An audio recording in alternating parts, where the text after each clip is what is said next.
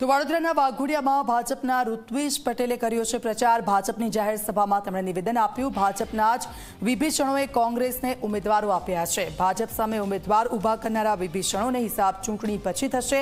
અમે કોઈને છોડતા નથી અને અમને છેડે તેને છોડતા નથી। પૂર્વ કારોબારી અધ્યક્ષ નિલેશ પુરાણી પર સાધ્યું નિશાન।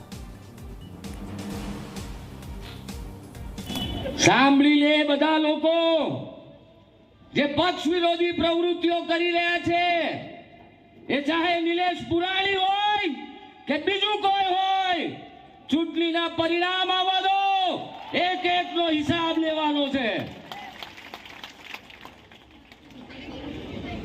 એમને એમ કે પાર્ટીને કઈ ખબર નથી પડતી। આ તો લોકશાહી ઢબે ચાલનારી પાર્ટી છીએ, લોકશાહીમાં માનનારા લોકો છીએ।